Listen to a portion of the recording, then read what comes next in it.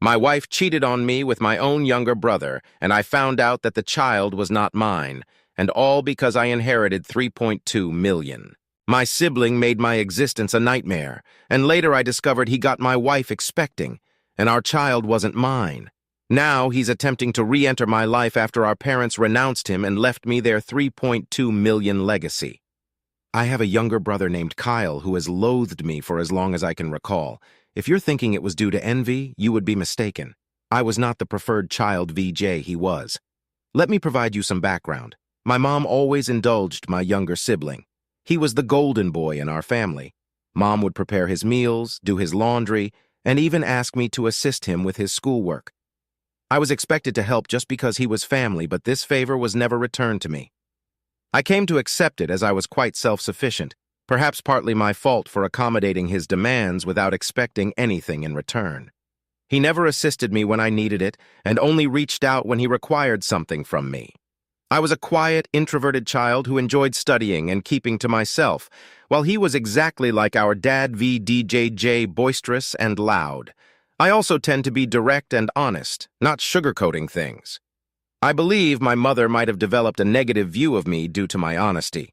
Consequently, Kyle was everyone VJTM's favorite in our family. I didn't VDJT mind this while we were growing up. The trouble began when he found ways to torment me or ridicule me for being different from him. He would tease me about my height or the fact that I wore glasses. He would sneak into my room and try to read my diary, then report anything I had written to my mom. I would yell at him and complain to my parents about him violating my privacy, but they would laugh it off, telling me it wasn't a big deal. He did more terrible things, like nearly breaking my glasses and putting disgusting things in my food. Once he even put small stones in my cereal, but fortunately, I found them before they could damage my teeth. I told my mom, but she dismissed it, saying that VDJTM is how brothers bond. Every time we argued, Kyle would insult me, focusing on all my insecurities. We attended the same school, so he knew I was being bullied by a couple of kids. Instead of supporting me, he would join them in calling me names like loser or nerd, and encourage the bullies to physically harm me because, according to him, I was just a big failure. One time we had an argument about something trivial, and at the end of the fight he told me to end my life. Other insults I could ignore, but that one really hurt because I was struggling with my mental health at the time. IVGA-TMM doing better now, but it was painful to hear that my own brother wanted me to die. Since Dad was often at work and Mom didn't VJTMT seem to care much VJ, she even scolded me once, claiming it was my fault for playing and annoying him. VJ things got progressively worse. Once he tried to burn my hair when we were in high school, and shockingly, Mom sided with him, insisting he was just playing. Fortunately, Dad eventually took my side and pointed out that there were serious problems. He threatened to call the authorities on Kyle. This was an eye-opening moment for my brother because until then, he had never been reprimanded for any of his actions. He was taken aback, and Dad continued to tell him how enough was enough and that he needed to start respecting his older sibling. Later, Dad came into my room and talked to me. I had never expected my dad to support me, because he always told Kyle while he was growing up how similar both of them were, which was true. Dad told me that he had patiently waited for years for Kyle to mature, thinking maybe he was just being an immature kid, but he was slowly starting to realize that Kyle was becoming a big bully. When I heard my dad say this, I felt so validated that I almost broke down in tears. I confessed to my dad everything that Kyle had done to me over the years and even opened up about the bullying in school. My dad was shocked that I was going through so much. The next day, he went and talked to the principal so my bullies could be warned about severe consequences if they continued. Later in the evening, my dad enrolled me in MMA at our local gym. He told me that I needed to toughen up and stand up to bullies in my life. I will admit that a nerdy kid like me trying to learn to fight must have been laughable to watch. However, like everything in my life, I am very focused when I want to learn something. I carved out time for my studies so I could work out every day and go to MMA classes. Not to boast, but it completely changed my life and my physique. One day, Kyle was at it again. He had stolen my pocket money, which we used to get if we helped our parents with chores. I had been saving my money for quite some time. Kyle had sneaked into my room and taken my money. I caught him when he was about to cycle off with his friends. I firmly told him to give me back my money since he knew stealing was wrong, but Kyle snickered and taunted that all I could do was run to Daddy for help. I don't know what came over me, but I gave Kyle a resounding punch to his face. He was stunned in silence as he fell backward on the ground. I picked him up, took out my money from his trouser pocket, and then threw him back down on the ground. Kyle started to cry loudly like a little baby. It was comical to see a teenage boy crying on the ground. However, my mother came running out the door, hearing her baby boy, to help him up and find out what had happened. When she learned that I had fought with him, she was surprised and then started to reprimand me. She told me that as an older brother, I should teach better things to Kyle, while Kyle seemed to be enjoying seeing me being chastised. My mother also complained to my dad about how I had thrashed Kyle and how I needed to be controlled. My dad grimly asked both of us to explain ourselves. I told him how Kyle had stolen the money that I had worked hard for and saved up, while Kyle attempted to justify how he needed the money for a date and that as my brother, I should help him. However, Dad told Kyle that he was lucky that I just punched him for stealing my money because anyone else would have called the police on him. My dad continued to tell Kyle how he had no right to take others' things without their consent. Kyle didn't like that and started to throw a tantrum, probably wanting our mother to side with him, but Dad remained firm. When Kyle realized that I was not going to be punished for punching him, he screamed how much he hated me and then ran back into his room and locked himself in. Since that incident, Kyle maintained his distance from me. He had finally realized that he could not bully me anymore, and even Dad was not supporting his antics. For the first time in a long time, I felt we were equals. Even though he could not physically hurt me, he would try to verbally say nasty things to me when he knew our parents would not be around. It definitely got worse as he got older. It felt like each year he became angrier and had a shorter fuse. If I approached him to ask something, he would simply ignore me to my face and walk away out of the room, calling me a nerd or a loser under his breath if he wanted to say something to me. He would only go through our mother, who would relay the message. I would question my mother as to why Kyle could not just talk to me if he wanted something, and she would implore me to be more understanding. I had no clue if this was just him going through adolescence, and I had to wait it out, or if he actually truly hated me. I used to be able to deal with the things he would say over the years, but it got to a point where I just wanted to move out of home to get away from him.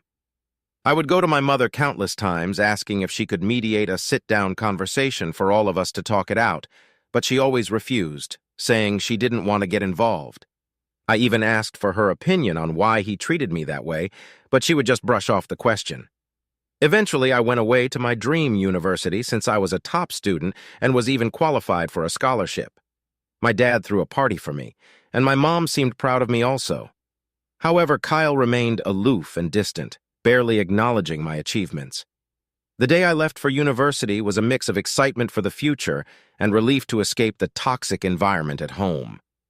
The first few months at the university were liberating. I made new friends, enjoyed my classes, and started to build a life separate from the oppressive atmosphere I had experienced growing up. The constant fear of Kyle's verbal attacks lifted, and I felt a newfound sense of peace. I began dating my wife Karen when we were both in the second year of university. My friend introduced us at a fraternity party, and we clicked right away. Coming from a religious family, having kids without being married was a big no-no. However, we found out she was pregnant when we were in the final year of university, which prompted us to get married as soon as we graduated. Our wedding was a small but peaceful ceremony. Our parents were happy for us, and we had a good time at our wedding. At that moment, I believed she was the love of my life. I always held the mindset that I wanted monogamy in life, one woman to come home to and be with for the long haul. Despite women trying to engage with me over the years, I never pursued anything because I was genuinely content in my marriage. Karen was my dream girl, and I never wanted to hurt her. However, over the years, there were 2 occasions when I discovered she was being unfaithful in our marriage. One was an on-and-off affair that lasted a few years with her married co-worker, and the other was a fling with an ex she had dated in high school when she went to visit her family states away. I'm sure there will be people who might call me foolish, and looking back, I can't really deny it myself. After a period of separation in both situations, I made the decision to forgive my wife. I never wanted to raise my child in a broken home, and I genuinely believed we could overcome these challenges. We were quite young when the situation with her coworker occurred, so I chalked it up to youthful mistakes and not thinking things through. For a while, things seemed okay with us. I could never fully trust her, but I tried my best to push aside my doubts because I knew that if I chose to forgive her, I had to work towards moving past it and starting with a clean slate. It's been 5 years since the second time she was unfaithful, and I felt like I made the right decision by giving her a chance to show that she still wanted to be in our marriage. For years, Karen seemed to have changed, and we were genuinely happy with plans set in motion for the future of our family. However, 4 months ago, my reality was once again shattered by yet another incident, which in my mind was far worse than the others, when she revealed that she had been sleeping with someone for quite some time, and suggested that our son might not even be mine. Hearing her words, I felt like the ground had been pulled out from under me.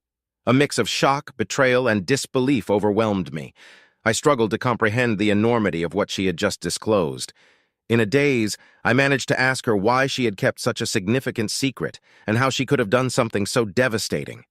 Her reaction was cold and indifferent. She seemed detached, almost unbothered by the pain she had inflicted. Her responses were vague, leaving me with more questions than answers. It was a surreal and painful moment, confronting the shattered trust and the uncertainties about my own family. I continued to ask Karen to tell me the truth, because I felt like I deserved to know the father of the child since I had been raising our son from the beginning. In the end, she admitted that it was Kyle. My eyes widened in shock as I asked her what exactly she meant by that. This is when Karen told me how she and Kyle had become friends back when I had introduced Karen to my family, and she had stayed with us for Thanksgiving up until New Year's. I remember Kyle, who was usually cold to me, was quite polite and warm towards her. I was glad since I did not want to make Karen feel unwelcome. She wanted to be accepted into my family, so she would spend significant time hanging out with my mom whenever she could. She noticed that Kyle and I were not that close and questioned me about it. I finally opened up to her about my childhood relationship with Kyle and told her how we might never be able to repair our relationship since he never could move past his feelings. Karen understood. However, she started to include Kyle whenever we would go out, perhaps hoping that both of us would warm up to each other. If we were going to watch a movie, she would invite Kyle, and then we would have to watch whatever movie Kyle wanted to watch. I guess during this time, Kyle and I did talk a few words here and there, which was a significant improvement compared to how he had been giving me the silent treatment for years. I do remember Karen and Kyle would hang out and play video games together, but I never thought much about it. Karen told me how one day Kyle opened up to her about his struggles and his recent breakup with his then ex-girlfriend. He seemed so vulnerable with her, and they struck up a friendship. She said how he would sometimes harmlessly flirt with her when I was not around, and apparently, one thing led to another, and she could not control herself anymore. I closed my eyes as the vision of my wife and brother sleeping together almost made me puke. She told me how guilty she felt after that and ran away from him. After that, she decided to go back home, which was true because my girlfriend had abruptly told me how she wanted to go back home when I thought she would be spending New Year's with me. I tried to convince her to stay, but she was adamant that she had to go after the holidays. When we met in college, once our classes resumed, she was back to her usual cheerful self, so I never questioned anything. 2 weeks after that, we found out that she was pregnant. Now Karen told me that she had no idea whether it was really my child or Kyle's, and she had no way to find proof, because I was already stepping up. She knew out of the two I was the more dependable brother, so she decided to stay with me. And this is why we got married. I felt like my whole world was crashing down around me. The son I had loved and spent countless hours with may not even be mine. I questioned her if she had been sleeping with Kyle in the present times, and she nodded slowly. Karen told me how she and Kyle had always stayed in touch because their chemistry was undeniable. They would sneak off to hotels when she would lie to me that she was working overtime. She told me how half of her business trips were just romantic getaways with him.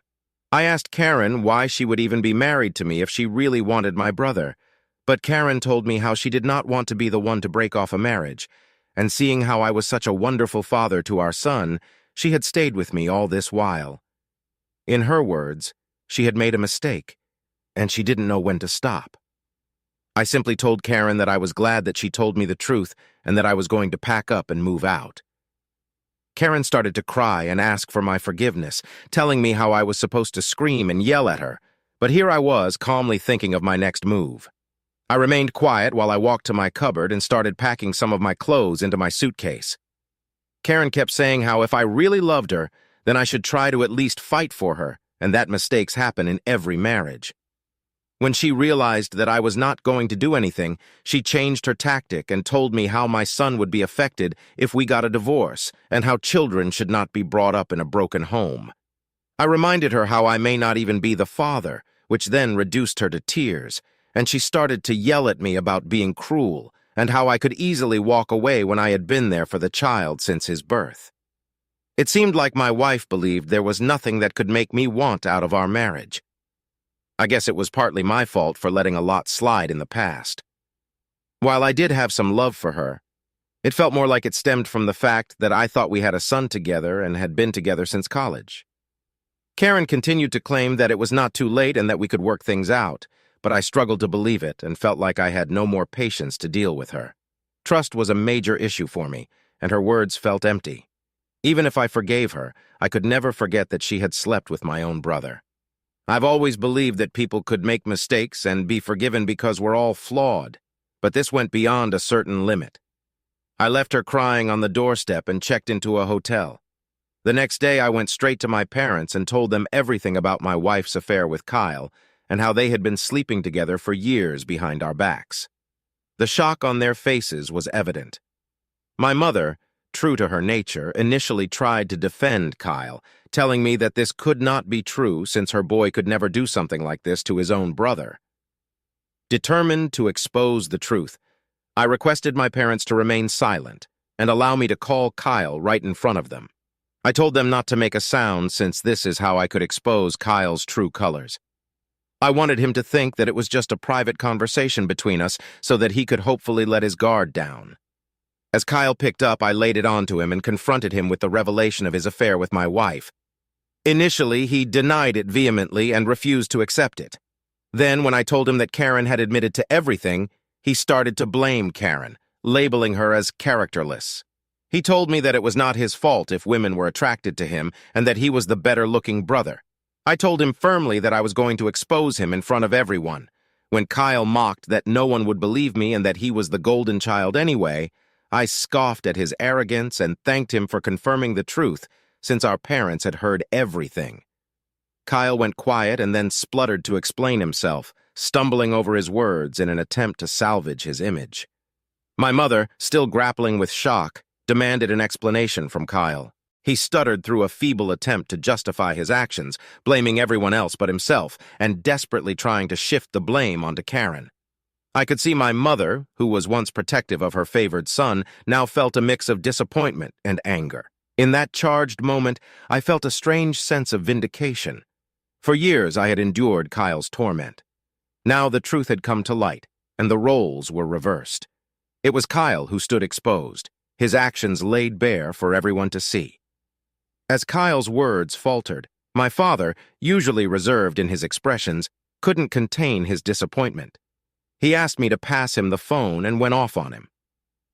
"Kyle," he began, his tone heavy with disapproval, "what you've done is not just a betrayal of your brother, but a betrayal of this family. You slept with your brother's wife and continued even after they got married. Your actions have consequences, and they have irreversibly damaged the trust we had in you. I raised both of you to value family loyalty and decency. What you've shown today goes against everything I've tried to instill in you." He paused, letting the weight of his words settle on Kyle's conscience. "The disregard for your brother's feelings, the lack of respect for the sanctity of his marriage, VGJ, it's unacceptable. You've not only hurt him, but tarnished the bonds that hold us together as a family. I feel like your mom and I are to be blamed for what you have become, and we will no longer let you get away with this behavior.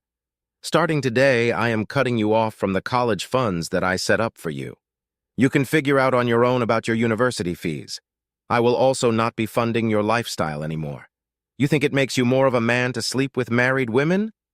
Well, now let's see what happens to you when you don't have my money to depend on." I, on the other hand, maintained a composed demeanor throughout all this. Although I initially wanted to scream at Kyle, watching my dad punish him was the ultimate vindication. I had exposed his true nature, and it was clear that he had underestimated the consequences.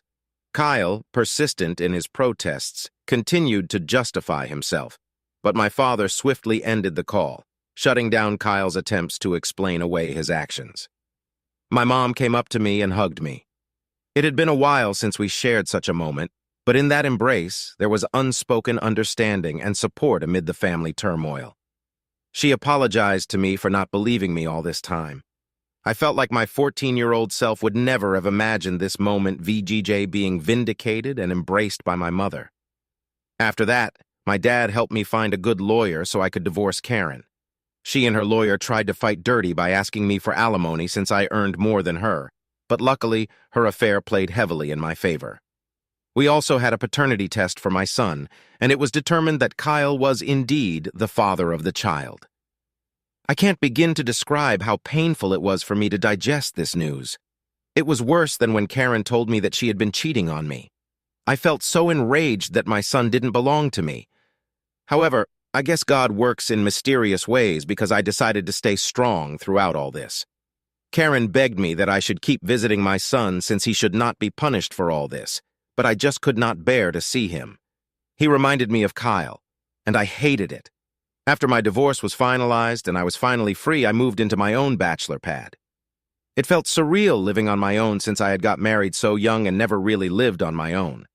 However, since I had always been independent, I was quick to adapt to my bachelor lifestyle, and I honestly loved it. 2 weeks ago, my dad called me to let me know that he had been thinking of changing his will since he didn't want to give Kyle anything. If there's one thing to know about my dad, it is that he is extremely resolute. Since he had made up his mind that he wanted nothing to do with Kyle, he kept his word. Kyle tried to reach out to our parents and even showed up at their doorstep begging them for forgiveness, but he was not even allowed inside. My mother, who usually caves into Kyle's tantrums, also seemed to be done with him, although it must have hurt her the most throughout all this. Kyle didn't even once send me a text to apologize for what he had done, so clearly he didn't even regret it. He was just sad about being cut off from our parents. Dad told me that he would be leaving everything to me just to ensure that Kyle doesn't protest later. He would be leaving him with only $1. My eyes widened in shock as my dad had worked really hard his whole life, including his assets, retirement fund, and life insurance. It would come up to almost $3 million. The only clause in his will was that if my dad passed away before my mom, she would continue to live in their house, even though the ownership would go to my name.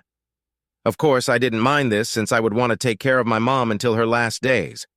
I don't know how, but Kyle found out about all this, and since he can't reach my parents, he called me yesterday trying to mend things between us. He told me how he had been having trouble keeping up with college, and that after Karen had found out about the paternity of the child, she had been pestering him about child support.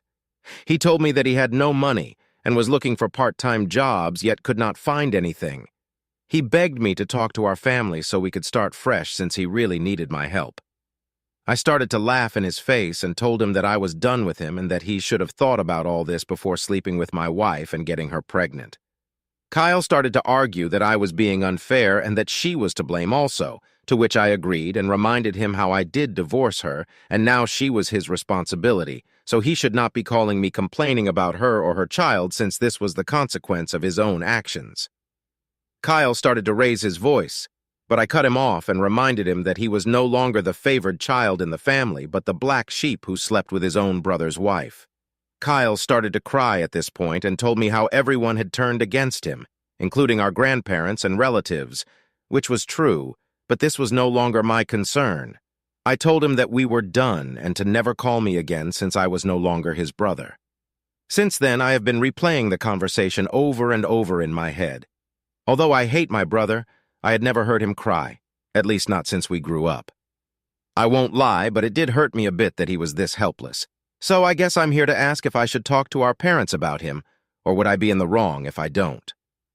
Update. Hi everyone. A lot of you have been asking me as to why I am no longer in contact with my son Henry, and some of you have also called me cruel. Well, I am sorry to say this, but I don't feel comfortable raising another man's child. This is not a stepson scenario.